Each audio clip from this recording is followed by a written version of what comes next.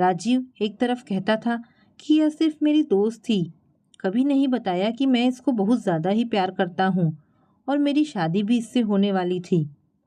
सासू माँ ने बताया कि शिखा की शादी होने के बाद वह अक्सर फ़ोन पर बात करती थी और उसने इस चीज़ की माफ़ी भी मांग ली थी।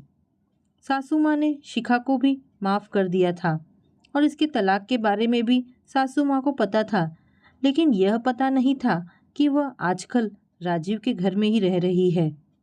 अब तो उसे पूरा यकीन हो गया था कि राजीव और शिखा के बीच में कुछ ना कुछ तो ज़रूर है। अभी तक राजीव ने उसे आखिर शिखा के बारे में कुछ क्यों नहीं बताया, सिर्फ इतना ही क्यों बताया कि वह मेरी एक दोस्त थी। दोस्त और पूर्व प्रेमिका होने में बहुत ज़्यादा ही अंतर है। वह उससे इस बात को क्यों छुपाए रखे। अब उसने भी ठान लिया था कि आखिर ऐसा कब तक चलेगा। अब वह एक पल भी बर्दाश्त नहीं कर सकती थी। क्या मेरा कोई आत्मसम्मान नहीं है? मैं अपने मायके चली जाऊंगी, कोई भी जॉब करके अपना गुजारा कर लूंगी। नेहा पढ़ाई में शुरू से ही टॉप रही थी। मैथ्स उसके फेवरेट सब्जेक्ट में से एक था। अब ट्यूशन पढ़ा लूंगी, लेकिन अब मैं इस घर में एक मिनट भी नहीं रुकूंगी। राजीव को जिसके साथ रहना है रहे। उसने मेरी शराफत का यह सिला दिया है। वह सोच ही रही थी कि जैसे ही राजीव आएंगे उनको बताकर कि मैं जा रही हूँ अपने मायके और यह घर हमेशा के लिए छोड़कर चली जाऊंगी। शाम हुआ, राजीव घर आए। आते ही वो उससे बोले तक भी नहीं, सीधे ही शिखा के कमरे में चले गए। यह बात उसे बहुत बुरी लगी। क्या मेरा इतना भी अधिकार नहीं, थोड़ी देर हाल भी पूछ ले? बस उन्होंने इतना ही कहा कि नेहा एक कप चाय बनाकर ले आना। वह संस्कारी पत्नी जो थी मना नहीं कर पाई। उसने सोचा कि चलो आखिरी चाय पिलाकर ही इस घर से विदा लेती हूँ। वह किचन में गई और चाय बनाकर जैसे ही ऊपर गई तो कमरे में जोर जोर से आवाज़ आ रही थी। शिखा राजीव से कह रही थी, राजीव मुझे माफ़ कर दो, मैं तुम्हारे प्यार को नहीं समझ पाई, मुझे फिर से अपना लो, मैं तुम्हारे बिना नहीं रह सकती हूँ। नेहा कमरे के बाहर खड़े होकर उन दोनों की बातें सुनने लगी। तभी राजीव की आवाज़ आई, शिखा तुम जानती भी हो कि तुम क्या कह रही हो? तुम होश में तो हो कि मैं एक शादीशुदा आदमी हूँ और मैं अपनी बीवी नेहा को धोखा देने की सोच भी नहीं सकता हूँ। वह साधारण है, लेकिन तुम्हारे जाने के बाद आज मैं यहाँ पर खड़ा हूँ तो सिर्फ नेहा की वजह से ही हूँ, उसके प्यार की वजह से ही हूँ। शिखा कह रही थी, मुझे पता है तुम नेहा के साथ खुश नहीं हो, हम दोनों एक हैं, हम फिर से एक हो सकते हैं।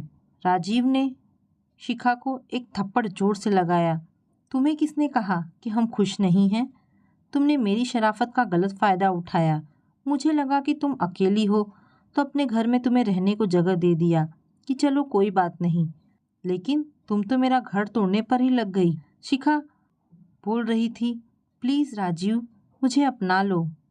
राजीव जोर से चिल्लाया, तुम अपनी बकवास बंद करो, मैं कभी सोच भी नहीं सकता था कि तुम इतना ज़्यादा गिर सकती हो।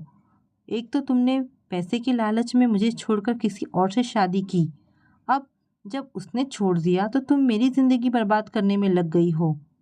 तुमने आज तक समझा ही नहीं कि प्रेम होता क्या है। जब मैं तुमसे शादी करना चाहता था तब तुमने मुझे ठुकराया और किसी और से शादी की। उस समय तुमने कहा था कि राजीव मैंने तुम्हें कभी प्यार ही नहीं किया, तुम तो मेरे एक अच्छे दोस्त हो। आज उसी दोस्ती की खातिर मैंने तुझे अपने घर में जगह दिया था, लेकिन तुम उस दोस्ती के काबिल भी नहीं हो।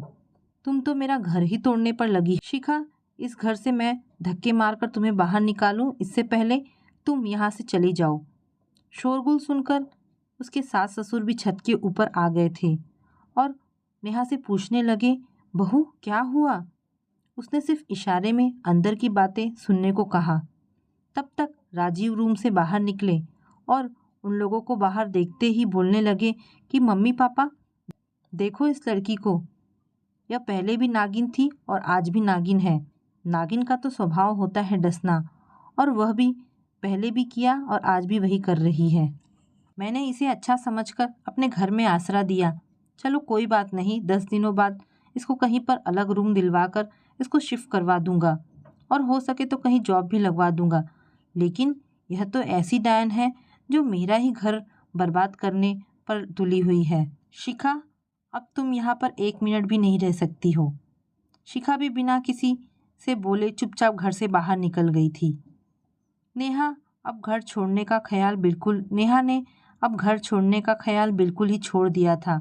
बल्कि वह अपने आप को दोषी समझ रही थी कि आज अगर मैं घर छोड़कर चली जाती तो राजीव तो बिल्कुल ही टूट जाते।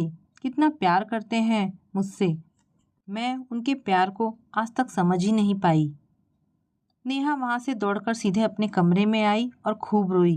कितनी बड़ी गलती करने वाली थी। तभी राजीव अंदर आए और उसे रोते हुए देखकर बोले, अरे नेहा, तुम क्यों रो रही हो? क्या हो गया तुम्हें? उसने राजीव से सारी बात बता दी कि उसने कितना गलत समझा और आज तो वह बहुत बड़ी गलती ही करने वाली थी। आज यह घर वह हमेशा के लिए छोड़कर जाने वाली थी। राजीव बोले, अरे पगली, इतने साल में तुमने क्या मुझे इतना भी नहीं समझा कि मैं तुमको कैसे छोड़ सकता हूँ, जिसने मुझे मेरी तन्हाइयों से बाहर निकाला। नेहा, मैं तुम्हें दिल की गहराइयों से चाहता हूँ और चाहता रहूँगा। ऐसा कहकर राजीव ने नेहा को अपने बाहों में भर लिया। तो दोस्तों, ये कहानी आपको कैसी लगी? अगर आपको कहानी पसंद आई हो तो प्लीज़ इसे लाइक एंड शेयर करें। धन्यवाद दोस्तों।